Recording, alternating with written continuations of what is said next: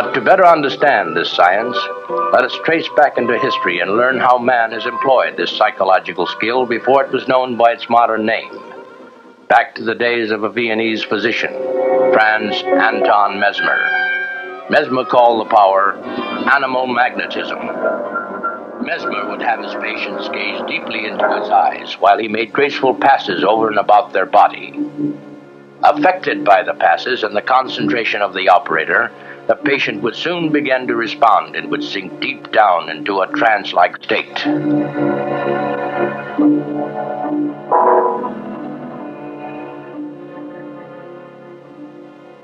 Mesmer's passes were always made towards the subject, with the palms of the hand turned inward as they went down the body, the force being shaken from the fingertips.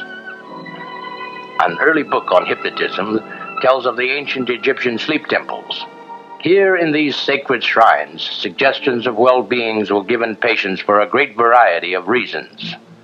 For example, if a woman found that she could not bear children, she could engage the services of a high priest, and using the facilities of a temple, would sleep within its confines while the priest would speak to her throughout the night in a secret ritual of strange incantations.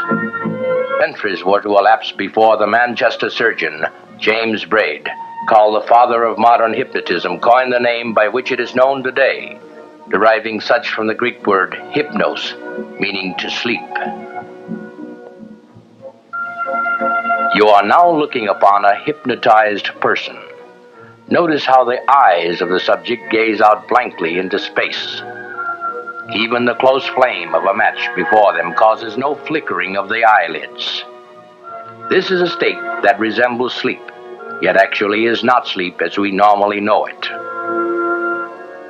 This subject is being conditioned for anesthesia, so as to feel no pain in the experiment that is going to take place. No pain whatsoever is experienced by a person under the hypnotic influence. Indeed, the mind's unique power to block out pain under such condition has been of great importance to the hypnotherapist.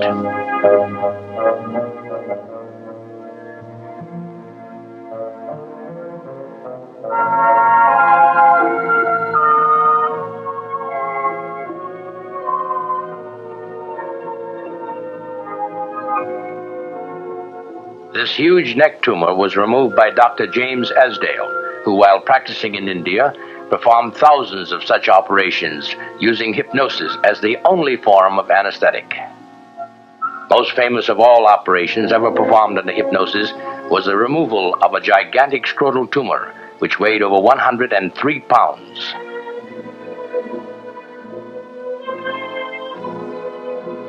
Modern medicine has developed many remarkable anesthetics, but surgery still occasionally employs hypnosis in special cases that, due to a delicate condition of the heart or other organs, might be harmed by chemical anesthetics.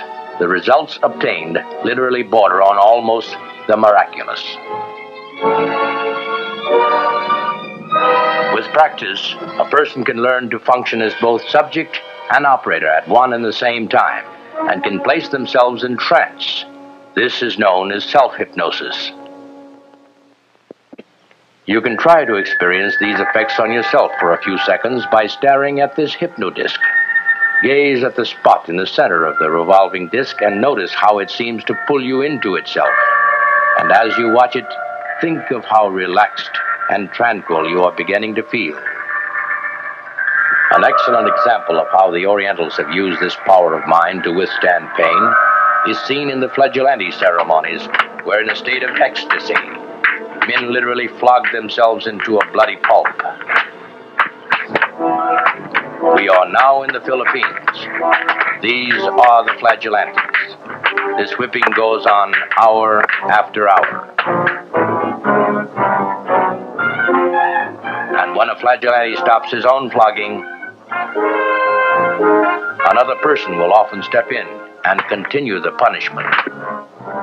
This is truly self-inflicted torture for the human body, yet strange feats of the sadhus and fakirs of the Far East.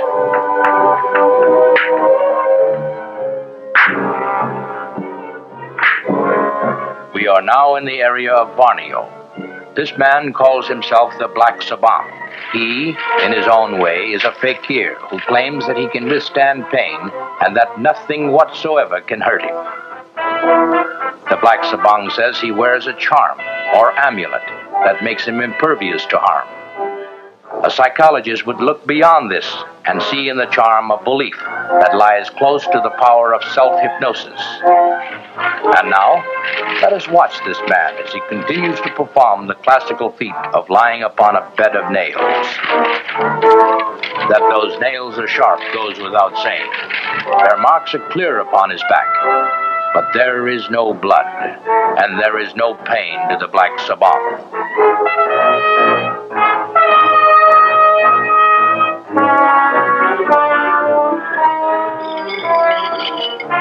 Even more striking is his performance making use of a hot chain, which he removes from a hot, improvised stove. Is a chain really hot? It surely is.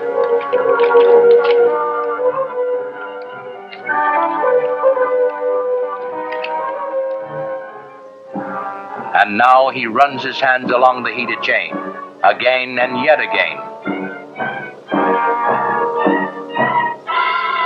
There is soot, but no burns.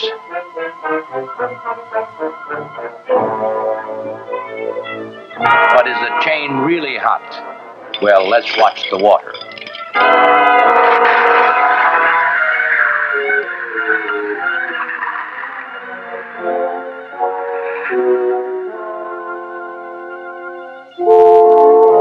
Now here is a feat with beer bottles, broken into jagged pieces, and the object is to roll his naked body upon the broken glass.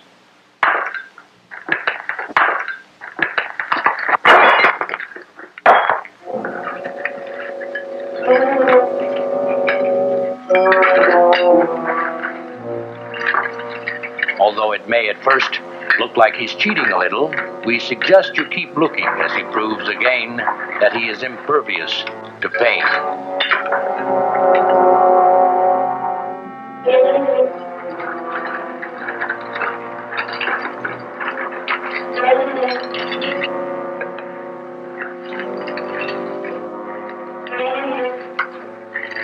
And there are no cuts and no bruises of any kind, even as he literally washes his face in the broken glass.